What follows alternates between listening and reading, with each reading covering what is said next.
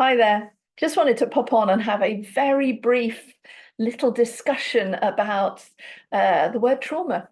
It's such exciting times to live in. For many of us, we've been working within the trauma field for decades, and to suddenly have this incredible rise of fascination and interest in a trauma-informed narrative, a trauma-informed way of living is just beyond exciting.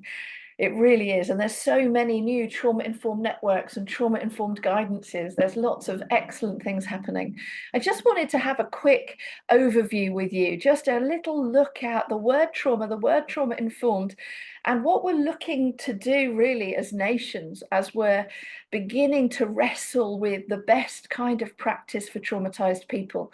Ultimately, a trauma-informed way of existing within an organizational framework and a personal narrative is one where we recognize the impact of trauma on the others around us, and we're making a decision to be aware of that, to be sensitive of that, to recognize and give language around the impact of that, and try and create safer spaces for those who've been traumatized. I guess the first thing I just need to kind of flag up is I am a little bit concerned about the most traumatized children right now, the most traumatized children within the systems around the child. We need to be aware that sometimes when we're thinking around trauma, and we're thinking about trauma-informed and therapeutically trauma-informed interventions, we're forgetting, or we're just really believing and colluding with the belief that it's impossible to help really complicated children recover. And instead, we are still really just labeling, diagnosing, and almost shelving them and seeing whether we can just help them survive life. I fully believe that trauma recovery is possible. And I also fully believe that it should be the opportunity for every human to recover from trauma. And I also believe the younger we can help somebody recover, the easier it is for them. And I also believe that when we can facilitate trauma recovery, we can see a complete and utter change within our systems. And actually, even financially, it makes sense to facilitate trauma recovery due to our adult mental health services and our adult NHS services and our adult court systems and everything else. So I'm a passionate believer in trauma recovery. But let's just go on the journey really quickly. First of all, I believe we have to start at the point of agreeing with what trauma is. And a lot of the guidance that's been written a decade or 2 decades ago around trauma, when it has occasionally used the word trauma, it's very much aimed at thinking about trauma in terms of a single incident. And the difference in a single incident is that people generally have language around that. So if I was once a teacher, if as a teacher I had had a car accident, or I'd had a bereavement, if I'd had, a miscarriage, all these awful things that happen in life, I remember being able to, in the staff room at school, being able to just say to a colleague, "Oh, I'm all right. I'm a bit tense today because this thing happened." And I had enough relational ability within a staff room of colleagues who were teaching in a school to be able to say that kind of thing. And that's because that's a sentence and a description of a traumatic experience that really we are able to share. The problem is that very often children, young people, and adults are unable to share a traumatic experience that keeps happening. Words begin to not work. It's almost impossible because of both shame, but also the secrecy and the terror of what would happen if they talked about what's happening. So terror, powerlessness, and overwhelm are how I describe trauma, the three important elements, and therefore the three words that we need to work hard on to facilitate recover. How can we reduce terror, reduce powerlessness, and reduce overwhelm? And I think that's a really important place to start. How would you define trauma? I also have a trauma continuum that I'm passionate about because it gives language around the single incident trauma. And this isn't a competition as to who's had the worst experiences. It's not in any way. It's really similar to having language around being sick. And I'm sure that if somebody says to you, maybe if you employ somebody, you're a manager of teams, if somebody said to you, I'm unable to come to work because I feel sick, I expect you might want a little bit more language around that, because what does that mean? Is that because you're morning sick? In which case I'd love to support you at work and support you to have some days off, but I want to support you and know roughly how long this is going to be, because that's important for me to know, to care for you properly as a manager. Or are you feeling sick because you were out late last night and maybe you drank too much? That's a different kind of sick.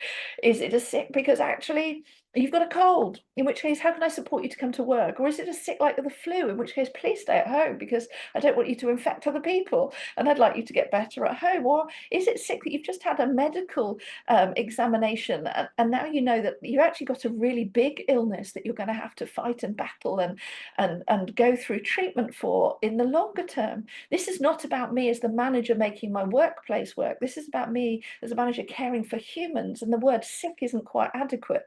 And in the same way, the word trauma isn't quite adequate. A type 1 trauma, absolutely, we can facilitate emotional language lessons or sessions. We can facilitate gentle, calm, self-regulatory or co-regulation experiences to help the child begin to self-regulate. Absolutely.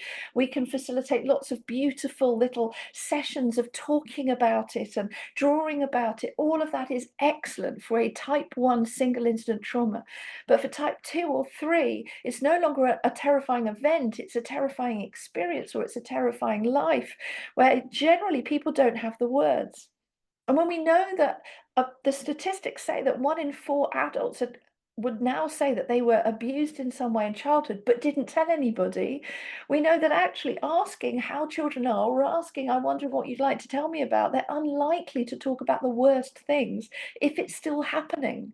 So how are we facilitating a trauma-informed culture for children and young people and adults who actually have had the kind of traumatizing experiences in life that they just don't know how to express in words? They don't know how to relationally trust and take time, even over 20 weeks, to begin to scratch the surface of the kind of things that they need to explore.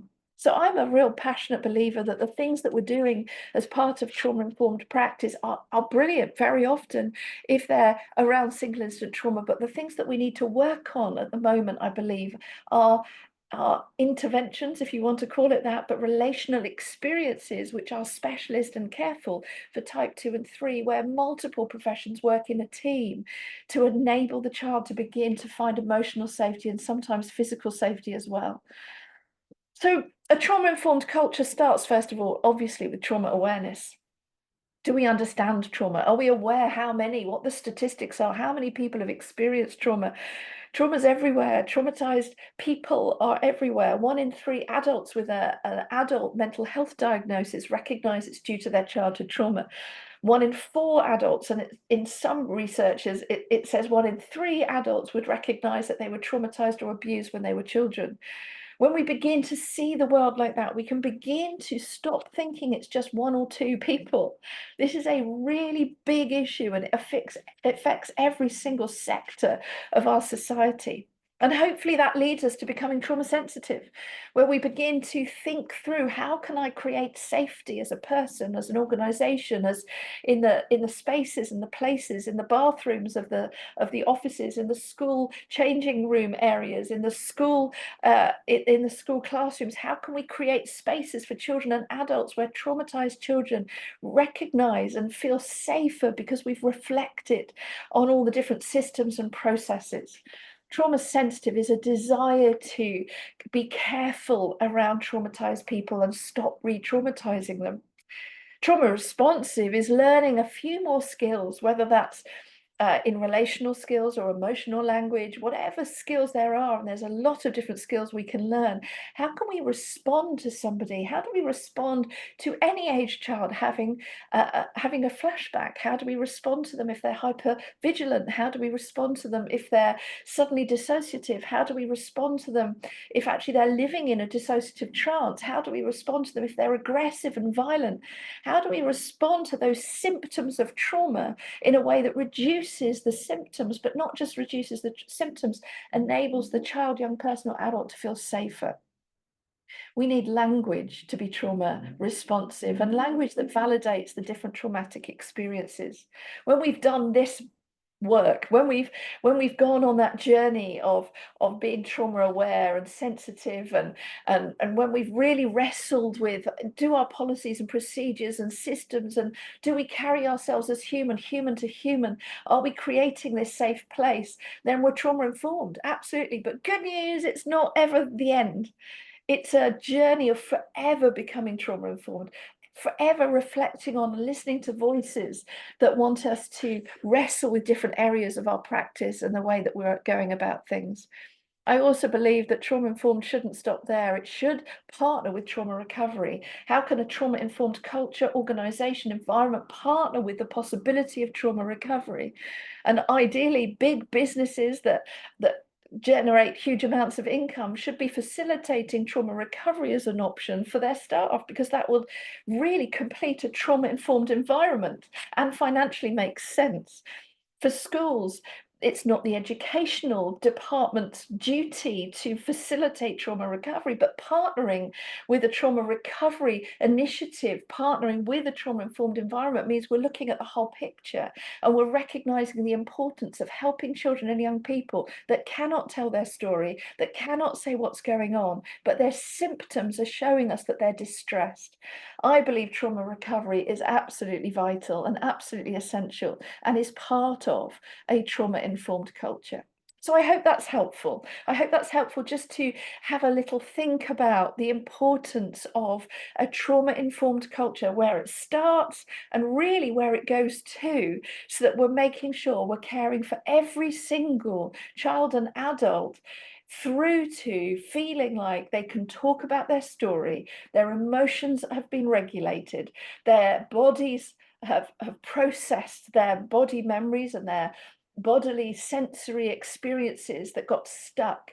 They've had relational intervention that's helped, and their subconscious has now become conscious over a long period of time, with people that are trained to help the subconscious become conscious in a safe way. Because if we do that too fast, it can cause an implosion, which is dangerous.